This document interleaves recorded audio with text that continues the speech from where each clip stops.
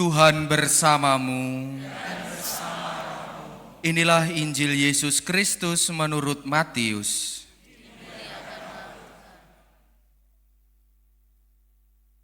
Pada suatu hari Yesus keluar dari rumah dan duduk di tepi danau. Maka datanglah orang banyak berbondong-bondong lalu mengerumuni dia, sehingga Yesus naik ke perahu dan duduk di situ. Sedangkan orang banyak semuanya berdiri di pantai. Yesus mengajarkan banyak hal kepada mereka dengan memakai perumpamaan-perumpamaan. Ia berkata, ada seorang penabur keluar menabur benih. Pada waktu ia menabur, sebagian benih itu jatuh di pinggir jalan, lalu burung-burung datang memakannya. Sebagian jatuh di tanah yang berbatu-batu, yang tidak banyak tanahnya. Lalu benih itu pun segera tumbuh karena tanahnya tipis. Tetapi sesudah matahari terbit, layulah tumbuhan itu dan menjadi kering karena tidak berakar. Sebagian lagi jatuh di semak duri, lalu makin besarlah semak itu dan menghimpitnya sampai mati. Dan sebagian jatuh di tanah yang baik lalu berbuah. Ada yang 100 ganda, ada yang 60 ganda, ada yang 30 ganda. Barang siapa bertelinga untuk mendengar, hendaklah ia mendengar. Demikianlah sabda Tuhan.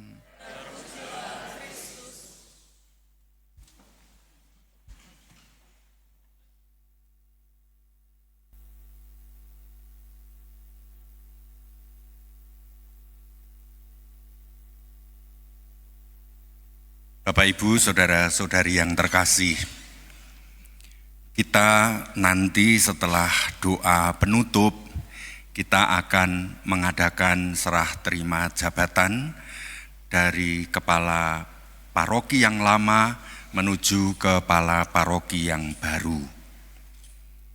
Memang kalau hanya dilihat sepotong, nah itu biasanya menimbulkan usrek. Yang pro, ada yang kontra, Mbok Yao jangan dipindah dulu, ada yang supaya cepat-cepat dipindah, ada macam-macam. Bapak, Ibu, saudara-saudari, bahwa kalau suami istri yang disebut setia, itu adalah satu pasangan untuk selama-lamanya. Itu yang disebut dengan suami istri yang setia. Sedangkan dalam reksa penggembalaan, maka yang disebut setia itu adalah siapapun gembalanya, maka akan setia sampai selama-lamanya bagi umat Allah. Kesetiaan kita ini bukan pada orang gembala, tetapi kesetiaan kita pada pemeliharaan benih panggilan Kristiani di dalam hidup bersama kita. Tuhan Yesus telah menjadi penabur benih panggilan kasuwargan. Benih itu ditaburkan kepada siapa saja ke seluruh dunia. Memang ada macam-macam tanah di mana benih itu jatuh untuk bertumbuh. Paling tidak di Injil Tuhan Yesus mengumpamakan ada 4 model tanah. Bahwa benih panggilan Tuhan Yesus ada yang jatuh di tanah berbatu, tipis. Awalnya bersemangat, kita semua akan mengalami itu. Ada bagi Anda yang menjadi pengurus stasi, pengurus lingkungan, pengurus DPP, BGKP, atau aktif di dalam pelayanan, pasti akan mengalami. Demikian juga setiap romo akan juga mengalami bahwa warga kita ini ada yang sangat bersemangat lalu mudah nyeklek. Itu tanah berbatu. Artinya memang awalnya bersemangat, tetapi begitu kena sengatan panas matahari tidak tahan. Lalu segera layu, wis pindah gereja atau pindah agama atau macet ke gerejanya. Nggak mau lagi di lingkungan, nggak mau lagi di stasi. Itu tanah berbatu. Orangnya sebenarnya punya potensi, semangat yang luar biasa. Lalu model tanah yang kedua, itu adalah tanah di pinggir jalan. Karena saking banyak teman pergaulannya, sehingga burung-burung aliran-aliran keyakinan macam-macam lewat di dalam batinnya sampai bimbang. Dan akhirnya benih panggilan itu ketutul aliran-aliran macam-macam dan lalu hilang entah kemana. Sehingga kita ini tidak berakar karena dibawa oleh burung dan entah pergi ke kelompok mana, sekte mana, atau aliran keyakinan mana.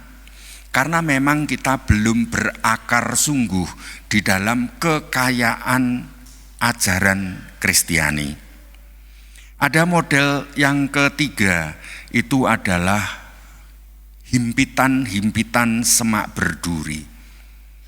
Sehingga benih ini baru saja baptis, baru saja krisma, ternyata bertubi-tubi masalah. Sehingga masalah itu menghimpit, sehingga iman akan Tuhan juga ikut terhimpit, lalu akhirnya tidak bisa bertumbuh. Kalau toh bertumbuh, kunting, nggak bisa subur dan tidak bisa berbuah karena terus dihimpit oleh kesulitan, atau bahkan semak berduri itu jemaat kita sendiri. Tetangga kita, umat Katolik yang lain ternyata mek isone maido. Sehingga kita yang baru mendelip-mendelip pengen pelayanan, wis dipaido. Pengen ikut nyanyi, kur, pelayanan, baru berlatih 1 kali, 2 kali, sudah diserbu dengan duri-duri yang keluar dari mulut kita. Sehingga iman menjadi kunting, menjadi tidak bisa bertumbuh subur, apalagi tidak bisa bercabang, tidak bisa berbuah. Tapi ada juga dan terbukti, Anda semua yang hadir ini baik dari Cepu maupun dari Tuban, Anda menurut saya orang yang punya tanah subur. Amin. Ya. Karena apa? Karena mampu mengolah tanah sehingga panggilan itu bisa bertumbuh, bisa bercabang, bisa berbuah. Meskipun dipaido, wong aku ki nglayani Gusti. Maka kita ini pelayanan dan semangat iman kita bukan ditentukan oleh jumlahnya himpitan, tetapi karena kita punya relasi yang begitu intim dengan Tuhan Yesus di dalam hidup kita. Nah, itu yang menyebabkan kita tetap bertumbuh, kita tetap dewasa iman kita. Saudara-saudari, dalam kesetiaan panggilan hidup menggereja, demikian juga pimpinan kita, ketua lingkungan kita, DPP kita setiap 3 tahun ganti. Romo kita itu juga antara 3 sampai 6 tahun juga ganti. Itu sudah pasti, nggak usah diributkan, itu pasti. Jadi Romo pun juga begitu. Para Romo juga tidak akan berandai-andai, aku akan di Tuban, Romo Made misalnya, aku nanti akan di Tuban, saya rencanakan 25 tahun, ya nggak bisa. Antara 3 sampai 6 tahun, itu pasti. Saya berkali-kali meskipun saya baru 5 bulan jadi uskup, sudah berkali-kali mendapat demo bahwa kenapa Romo tidak mendengarkan aspirasi kami. Karena pengen Romonya pindah. Gak cocok secara pribadi. Maka timbullah pro dan kontra. Karena Romo pasti juga ada yang sejelek-jelek kami para Romo, ada satu atau dua hal sentuhan, homili atau perbuatan baik yang sungguh menyentuh hati orang dan itu menguatkan benih itu tadi. Makanya orang yang bertumbuh imannya juga enggak terima kalau romonya kok belum waktunya sudah dipindah. Sehingga ada surat kaleng enggak setuju kalau romonya dipindah.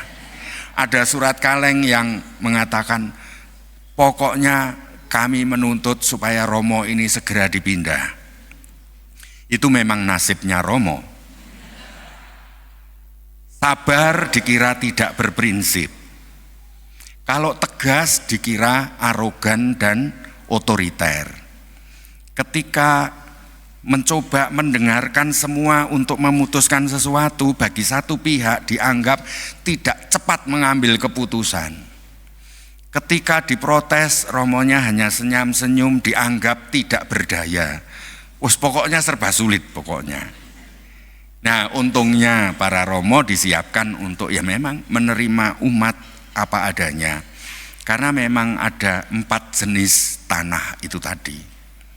Maka Bapak Ibu dan saudara-saudari, khususnya umat Tuban, saya berterima kasih karena telah menerima Romo Tinus apa adanya dan Anda setia sampai akhir, di mana perutusan baru bagi Romo Tinus ditetapkan.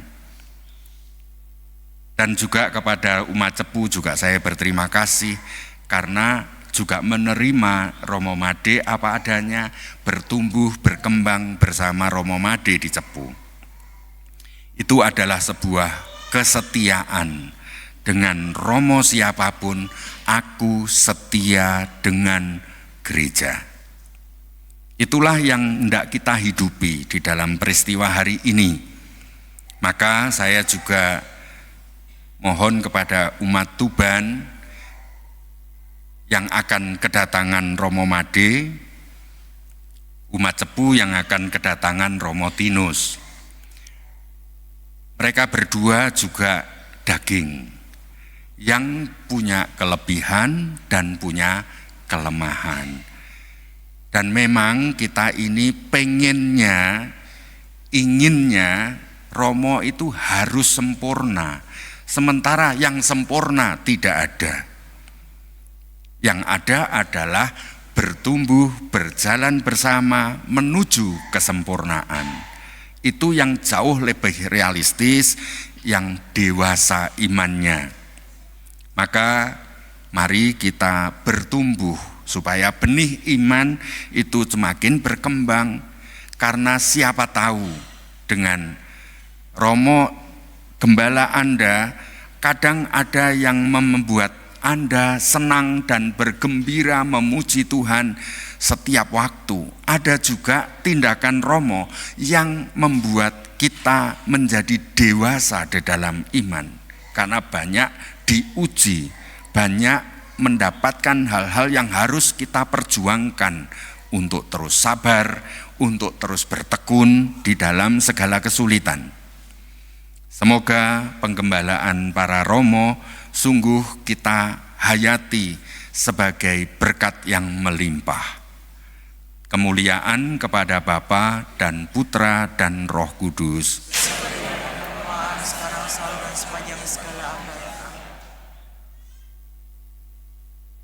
Mari kita hening sejenak.